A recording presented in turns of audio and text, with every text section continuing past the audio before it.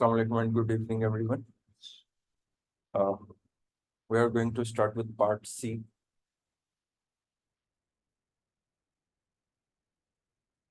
Ammonia formed in reaction 1 and 2 can be used to remove nitrogen dioxide from the exhaust emissions as shown. Okay. So where ammonia is reacting with nitrogen oxides to give nitrogen and water. Use the equation for reaction 1, 2, and 3 to construct an overall equation for the reduction of NO2 by NH2 twice CO. Okay. So there are three equations. Okay. So we have to add them to make the overall equation. So the first equation is urea is decomposed to form HNCO and NH3. Let me write over here. NH2 twice, as they have asked you to write the overall equation. So you have to add them. It will form HNCO and NH3. And then the second equation was HNCO plus water, ammonia and carbon dioxide.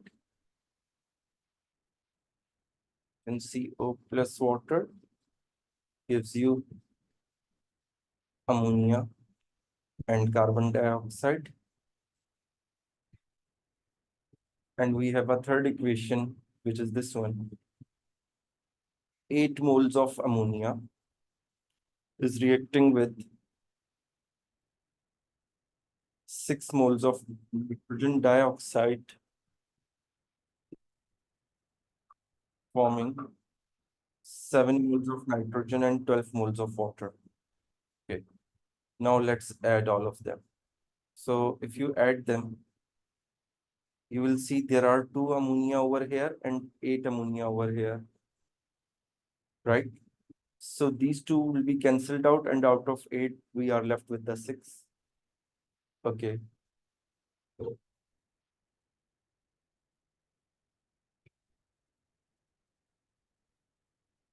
Now, 1 minute. Okay.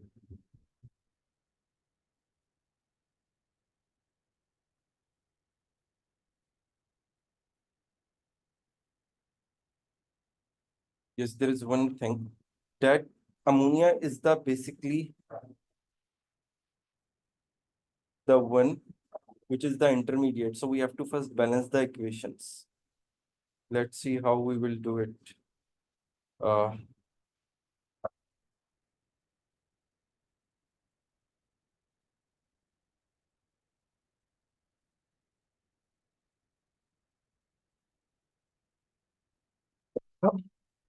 over here.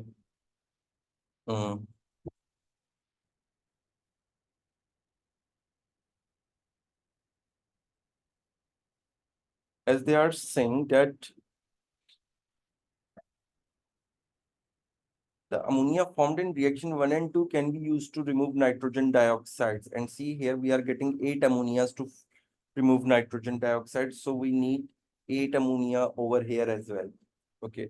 So the one way is that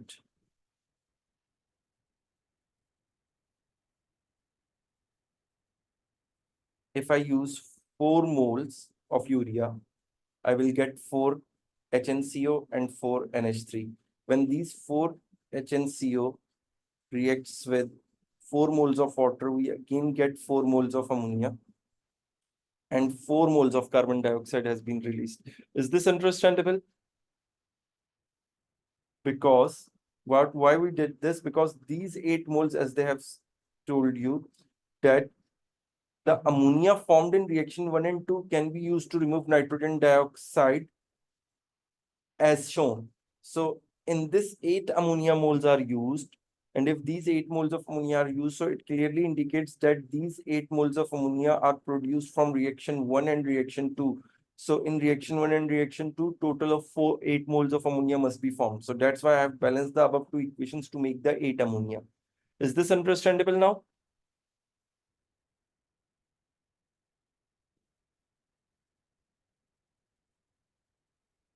Now, what I'm going to do, I'm going to balance the equation. When I balance this, and now I'm going to add the equations. So there are 8 ammonia over here and there are 8 ammonia over here. So these would be going to cancelled out. Now, if you see there are 4 waters and here we have a 12. So out of 12, 8 waters would be left. 4 HNCO and 4 HNCO would be removed. Now, on the reactant side, we are left with 4 moles of urea, 4 NH2 twice CO, and 6 moles of nitrogen dioxide. And on the right side, on the product side, we are left with 7 moles of nitrogen and 4 moles of carbon dioxide and 8 moles of water. Now, is this clear to all of you? If any one of you has any question regarding this, please ask.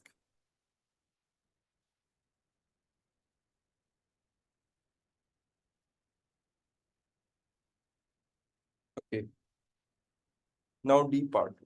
Isocyanic acid HNCO can form cyanuric acid CH3H3N3O3 under certain conditions. Okay.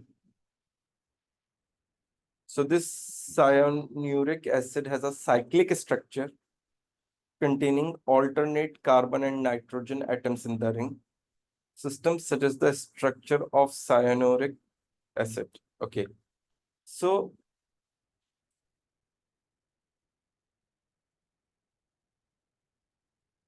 we make the displayed formula of HNCO. Then I think it will be understandable for you that hydrogen has a single bond with the nitrogen and that nitrogen has a double bond with the carbon.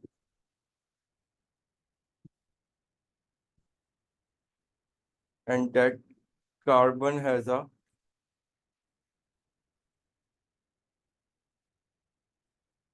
double bond with the oxygen.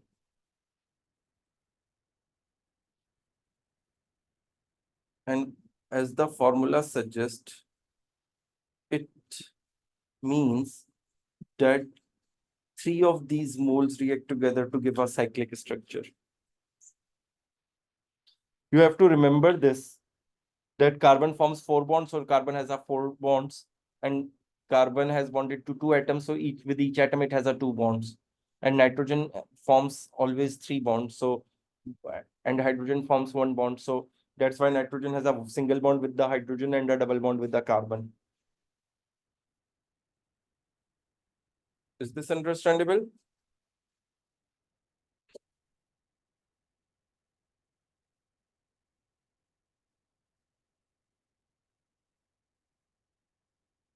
Okay.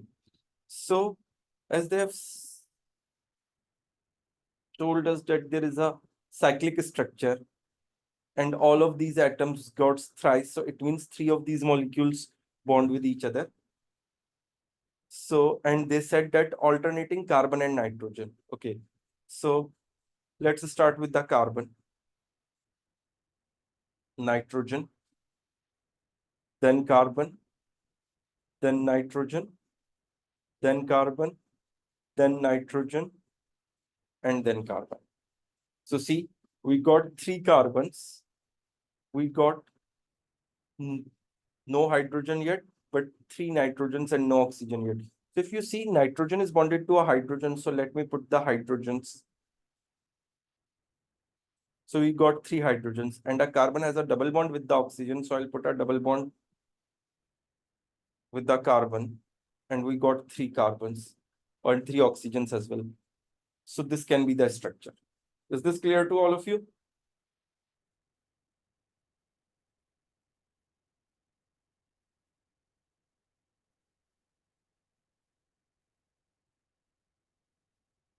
Yes. Okay. Now let's move to the part E. Isocyanic acid is a weak acid. Okay. They have given you the pK value dissociation equation. Write the mathematical expression for pK and pH. So if you recall the mathematical expression for pKa, it is pK is equals to minus log Ka and pH is equals to minus log hydrogen ions. Now, calculate the pH of 0.12 mole per dm cube HNCO. Give your answer to three significant figures. As it's a weak acid, so for a weak acid, we always calculate the concentration of hydrogen ion with this expression. Hydrogen ions concentration is equals to under root Ka times concentration of acid. So under root, okay, we have to calculate the Ka value, but we know the concentration. So concentration is 0.120. pK is given, so the Ka value is equals to exponent minus pKa. So exponent minus 3.70. Can anyone calculate it and tell me the answer, please?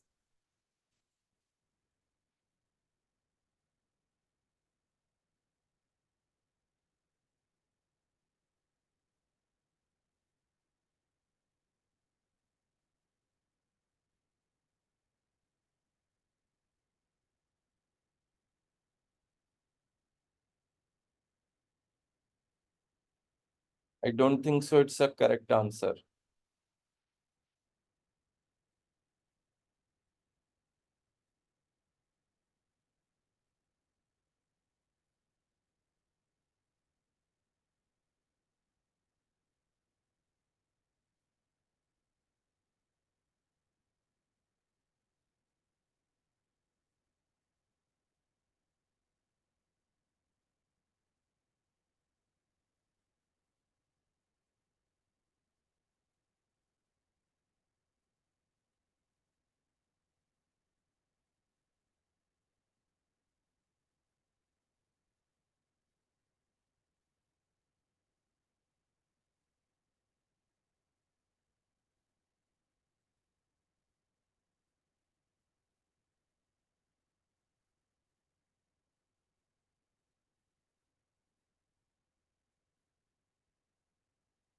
Yes, can anyone calculate it, please?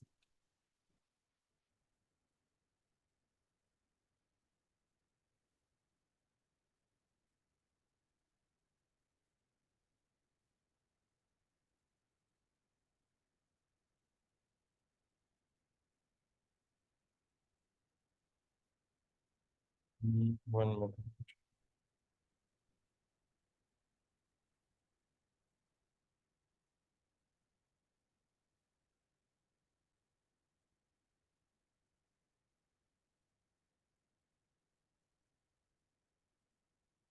Yes, but can anyone tell me the value of Ka? Can Hussein, can you tell me the value of Ka?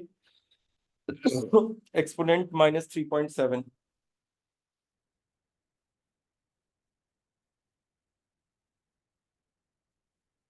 I don't have a calculator right now.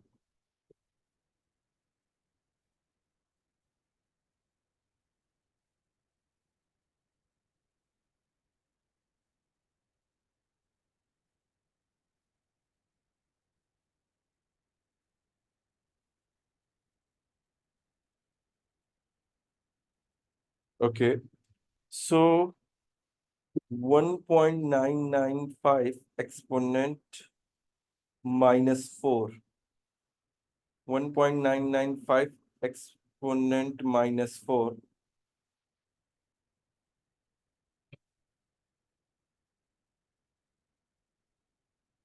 And then you tell me the concentration of hydrogen ions then?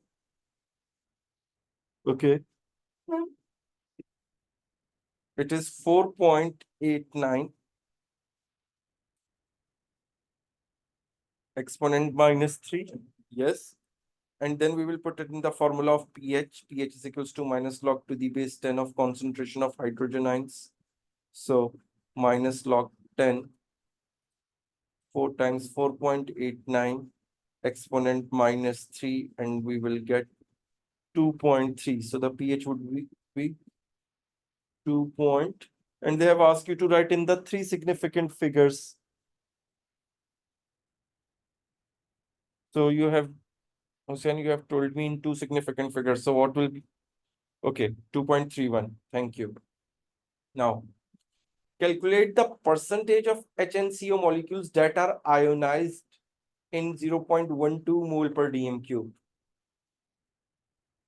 Okay, so see, the hydrogen ions concentration is this, right? And the acid concentration is this. So to calculate the percentage of ionization, the formula would be concentration of hydrogen ions divided by concentration of acid times 100. So the concentration of hydrogen ions we have calculated in the previous part is 4.89 exponent minus 3 divided by concentration of acid, which is 0.120, that is given, and then times it 100, so we'll get the percentage. Yes, they have asked you to write in 3 significant figures. Okay. So it is 4.075%.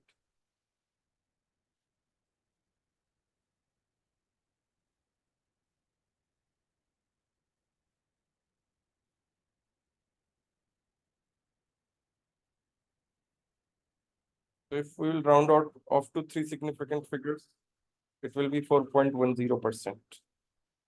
Now, question number 6. A compound H has a structural formula. Okay. Name all the functional groups present in H. Yes, who is going to tell me the functional groups present in H?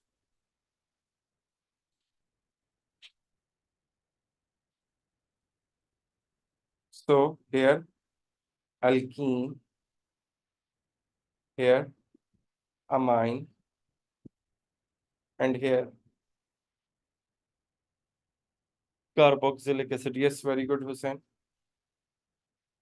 So, alkene, amine, and carboxylic acid. Okay. Now, compound H exhibit stereoisomerism. Draw 3-dimensional structures for the 2 stereoisomers of H. Name this type of stereoisomerism. So, if you look at the formula, it is CH2 double bond CH, CH,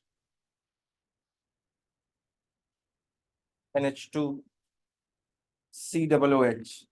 So as you see, this carbon has a 2 same hydrogens and there is a double bond, but the double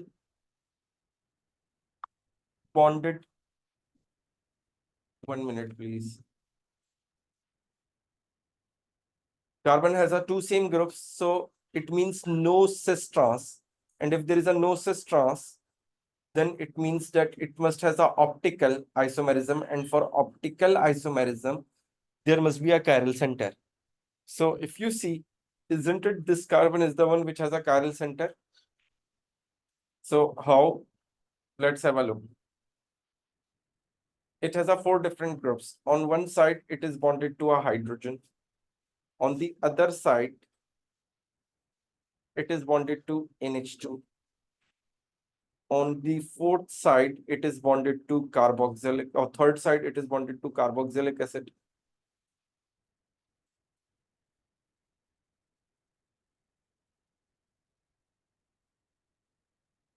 And on the fourth side, it is bonded to CH double bond CH2. So I have made one. Now I have to draw its structure. It's just a mirror image over here. NH2, COOH, and CH double bond CH2. Is this understandable to all of you? Type of stereoisomerism. So as we have identified, it's optical. Now, B part, compound H can be prepared from a reaction of J. with an excess of hot aqueous acid. Okay. When J reacts with an acid. Okay. Complete figure 6.2 to show the equation for this reaction. Okay, the compound H is this one. So this is compound H. This is compound J. Okay. So if you see,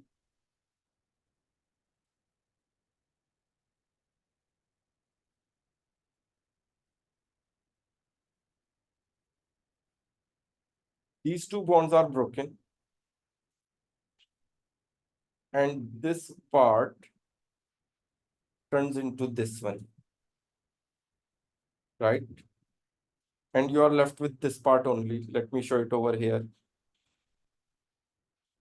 So isn't it a hydrolysis? So here we get the H from water, and here we get the OH from water. Same thing happens over here. OH from the water bonded to here.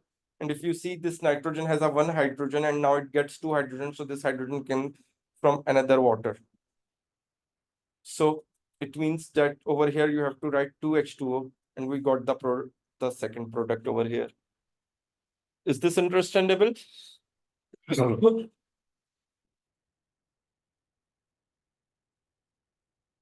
Yes, is it clear to all of you?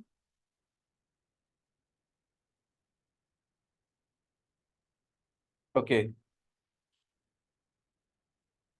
Now, name the type of reactions. So as I have told you, we have identified that it's an hydrolysis because the amide and the ester link is broken down from the compound J to form H and another compound. Yes, which one, Hussein? See, if you look very closely over here, let me redo it.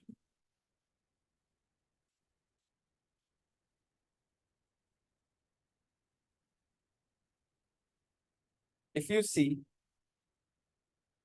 this bond is broken, okay, and this bond is broken. And if you see this N, and this is a C double bond O. So I have actually highlighted the ones. So basically, if you get a closer look, or let me do this way. For example, this bond is broken and this bond is broken. After this whole part is over here. What happens that OH got bonded over here and H got bonded over here. That's why it becomes NH2 and COOH.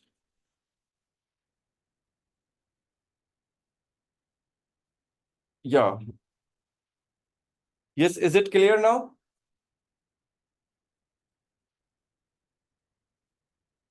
Yes, Hussein, what you want to see?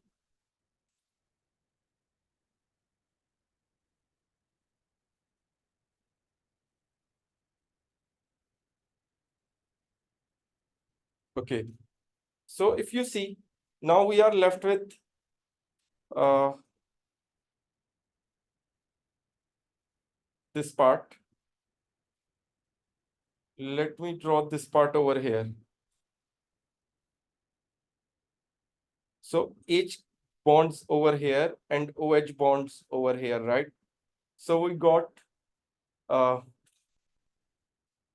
guys, give me a minute, please.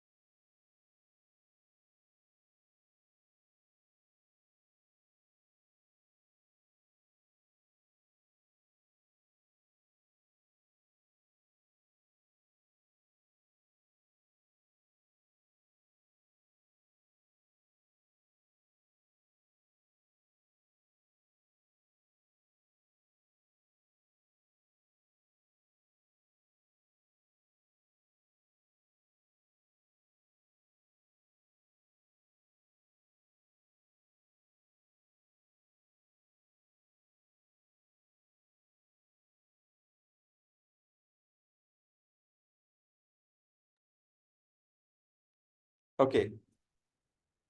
And as we see that two water molecules are added, one over here and one over here. So that's why I have written 2H2 over here. Is this clear to all of you? Now, yes, C part. Polymers consist of a monomers joined together by undergoing either addition or condensation polymerization. Compound H can react to form an addition polymer K or condensation polymer L, depending on the condition. Draw one repeat unit of addition polymer K. Okay. Let's have a look at compound H again. Here it is CH2, CH, CH, NH2, COOH. Okay. So compound H is CH2, double bond CH, CH, NH2, COOH. So, and you have to draw the one repeat unit, right? So there are two carbons, between them there is a double bond. On the carbon which is on the left of the double bond has two hydrogens, and the carbon which is on the right of the double bond has a hydrogen, and then CH, and that same carbon is bonded to NH2 and CO2H or COOH. So now what you will do to show the draw one repeat unit, in repeat unit, it's the part of the polymer, not the monomer. So instead of double bond, you put a single bond between the carbons and then draw two empty bonds, one empty bond on either side. So that's how you got the one repeat unit. Is this clear?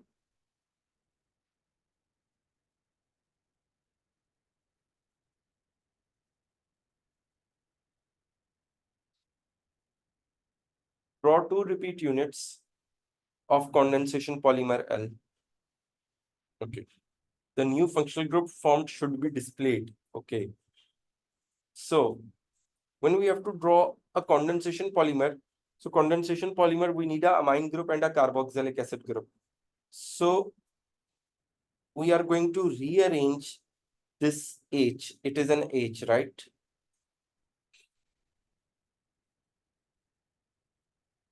Compound H is CH2, C double bond CH, CH, NH2, and then CO2H or COOH. So see, you have to start with the NH2, N with the two hydrogens, one hydrogen and two hydrogen, and then it is bonded to a CH, and that CH is bonded to C double bond OOH, and on the other side that CH is bonded to another CH which has a double bond with CH2. So I have rearranged it in this way to show the condensation polymerization.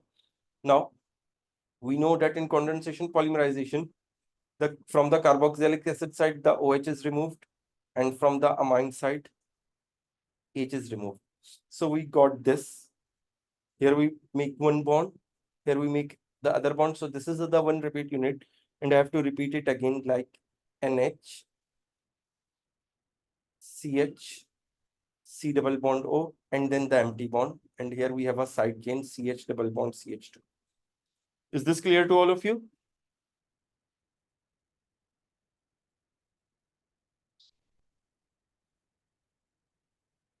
Okay. Explain why condensation polymers can normally biodegrade more readily than addition polymers. It is because in condensation polymer, we have a amide link or ester link, which is easily hydrolyzed. So condensation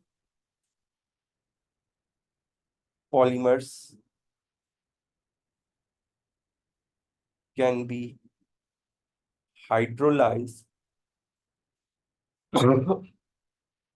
due to ester or amide link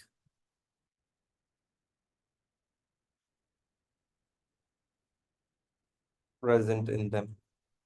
Is this clear to all of you?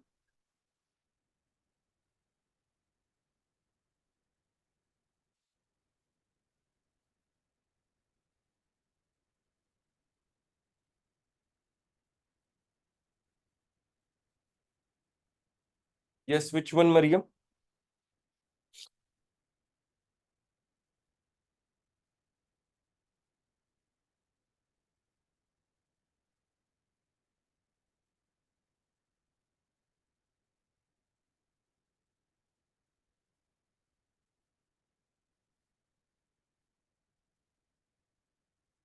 Okay. Now, question number 7, part A. State the relative basicities of ethanamide. Ethanamide is CH3, C double bond O NH2, and it's an amide. Diethylamine means nitrogen has a two ethyl groups, C2H5, means nitrogen has a C2H5, C2H5, and hydrogen. And ethylamine means C2H5, NH2 in aqueous solution. So it has a lone pair, it has a lone pair, it has a lone pair. But if you recall, it is almost considered as a neutral because its lone pair is delocalized over here. And here, due to two alkyl groups, more electron donating effect, so the list, this lone pair is most available. So it is the one which is going to be most basic. It is going to be a basic, and it is going to be a least basic. So the most basic one is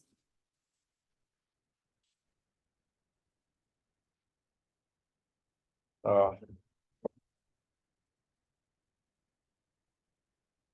diethylamine, and the least basic one is ethanamide, and here we got ethylamine. Basicities means the basic strength. Which one is going to be the how much basic or how strong base it is? That's what it means, basicities.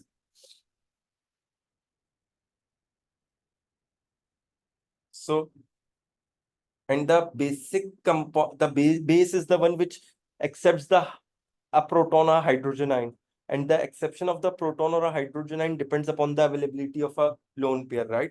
So we will start like this. Basicity depends upon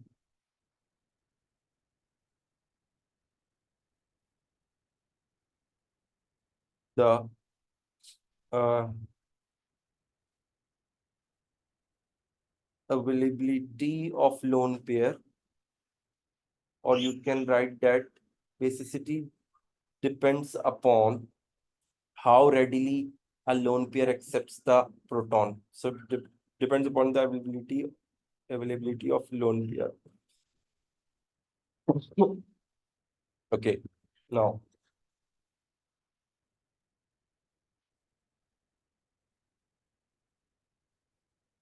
diethyl amine is most basic because two alkyl groups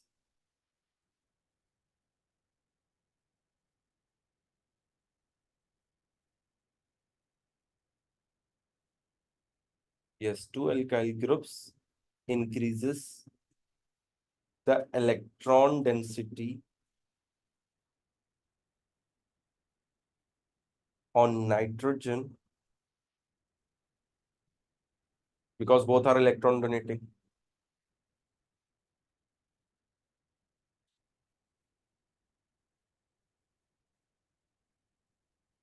Hence,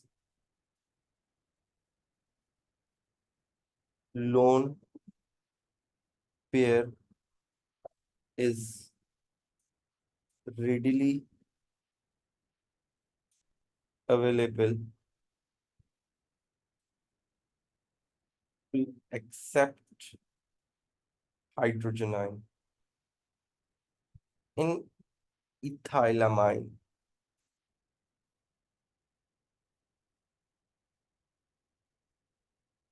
one alkyl group, hence lone pair is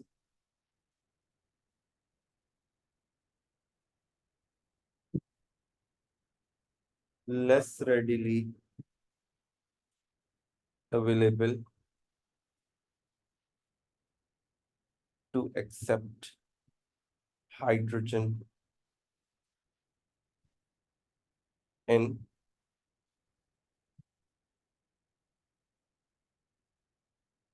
ethanamide. The lone pair on nitrogen is delocalized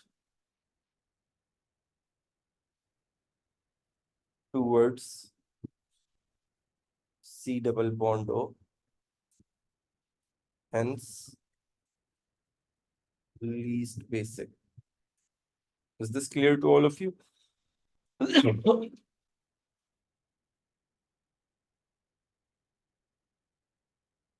Okay, now next part. The amino acid alanine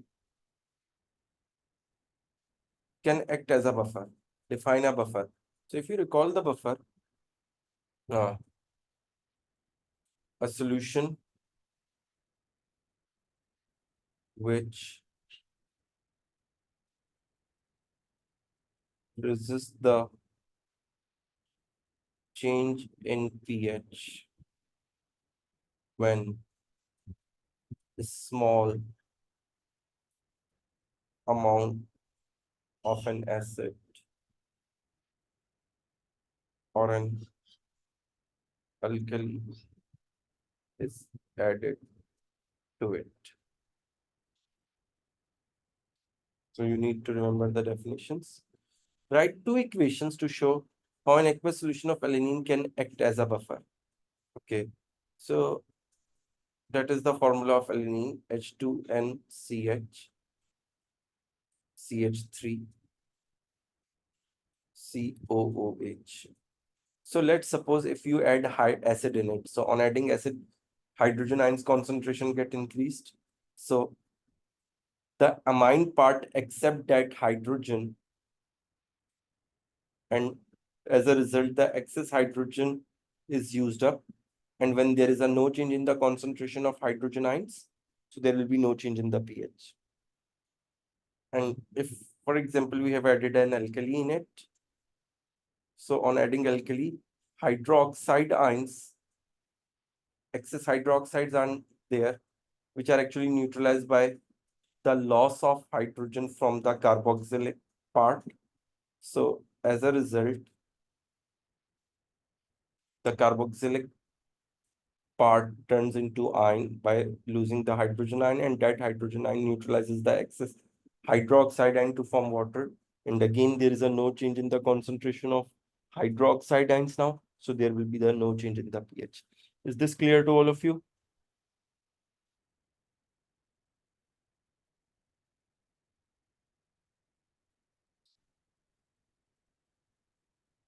Okay. Now, C part. Glutamic acid is another amino acid that acts as a buffer. Draw the skeletal formula of glutamic acid. So, okay, let's start from here. 1, 2, 3, 4, 5. How many carbons? 5 carbons. So 2 carbon, 3 carbon, 4 carbon, 5 carbon. So if you see carbon number 1 is a carboxylic acid, so I make here a carboxylic acid group. Carbon number 5 is a carboxylic acid, so I make this one a carboxylic acid. And on carbon number 4, there is a NH2 group, so I'll put the NH2 over here. So that's how we will make the skeletal formula. Is this clear to all of you?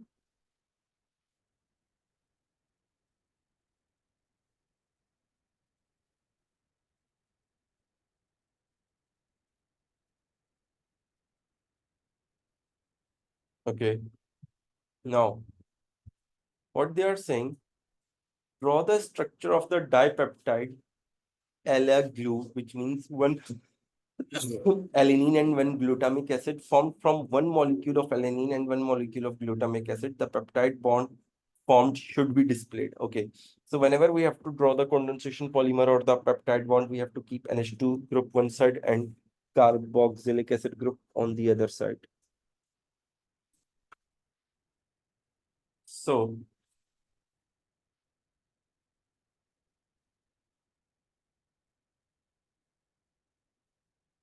this is alanine, right? If I draw the alanine over here, it is NH2. Then we have a CH, and that CH has a CH3, and then C double bond O, OH. Okay. So we know in a dipeptide, okay, if it's an alanine, let's draw glutamic acid. So see, it is drawn like this only. So we have to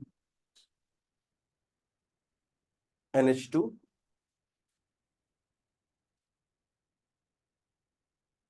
then we have a CH, and we have a CH2, CH2, C double OH.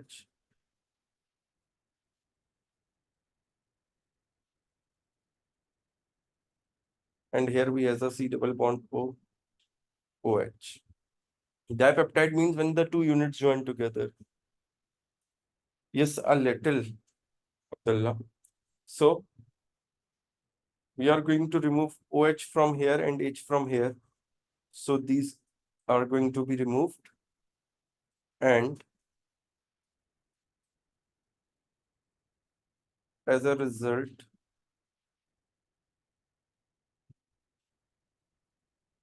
the C double bond O is bond with the NH. And they have asked you to show this one as a displayed. So this one shown as a displayed. Is this clear to all of you?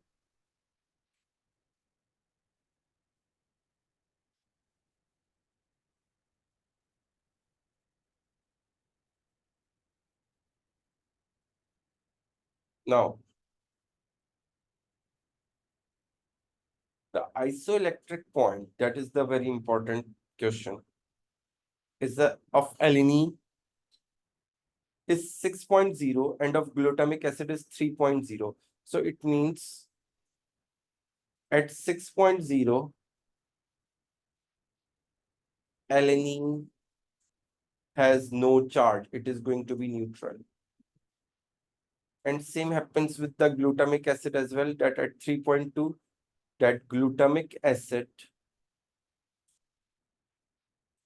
is going to be neutral or has no charge.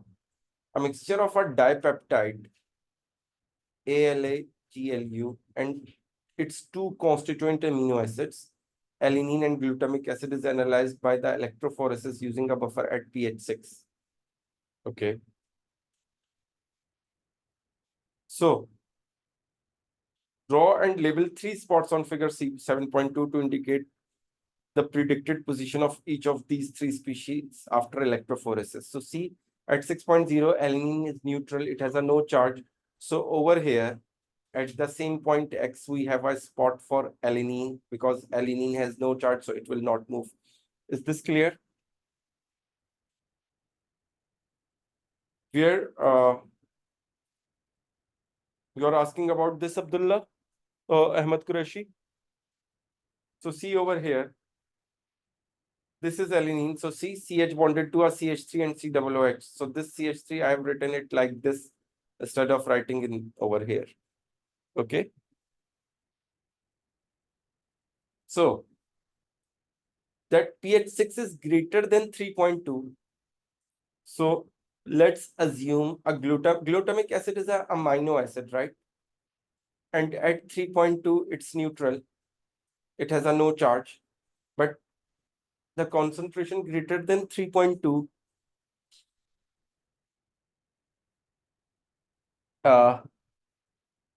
it becomes a positively Uh, 1 minute. This is the basic structure of amino acid. That a C has a carboxylic acid, H and R.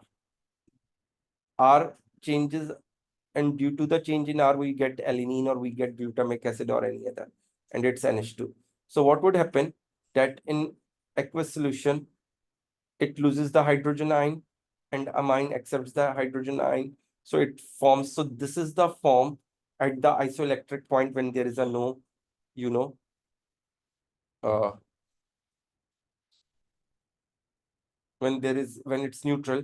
So it's neutral due to this structure because one side it's negatively charged and the other side it's positively charged. 3.2 is a neutral for glutamic acid because they have mentioned you that the isoelectric point. So the isoelectric point is the one pH, that is where the amino acid gets neutral. So for a 6, it's neutral for alanine, and 3.2 pH is a neutral for glutamic acid. But we have performed the electrophoresis at pH 6. So alanine would be neutral. So that's why alanine would stay at the point where the mixture is applied. Is this clear, Mahaveen?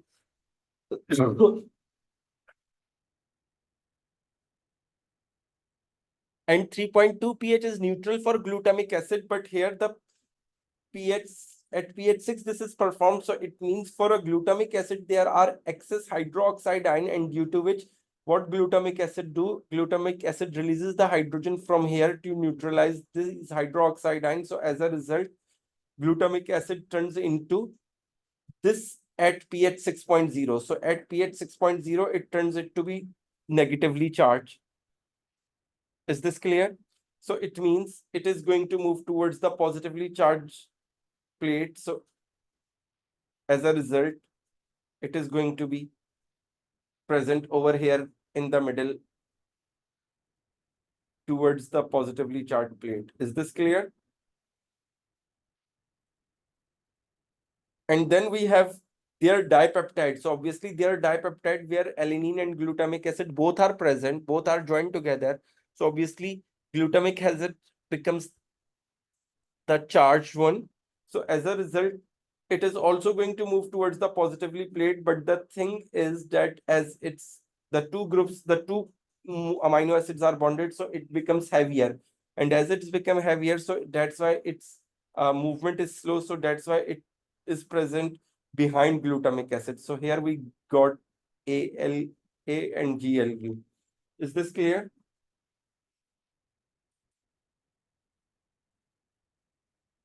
Now they are asking you to explain your answer. So as we have decided, alanine is deuterine. It has a positive and negative charge, which makes it neutral.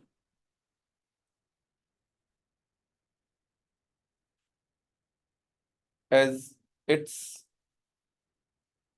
isoelectric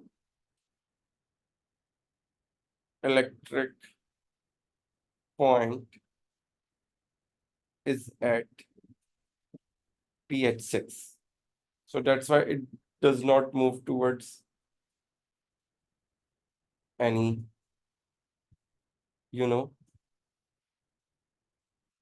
towards any terminal.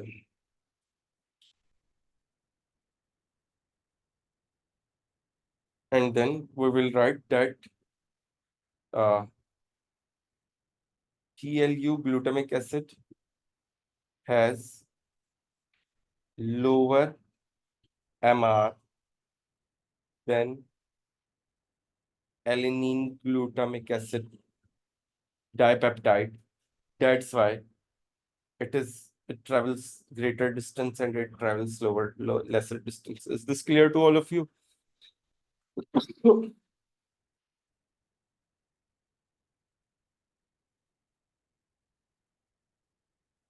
Okay. Uh, so I'm just ending the session over here. Actually, I'm not well, so I'll try to keep. Yeah, that's probably we will have a one session tomorrow at 9 p.m. PST. Okay, and we will continue this tomorrow. Okay. Okay, then see you everyone in the next class. Take care. Allah Hafiz.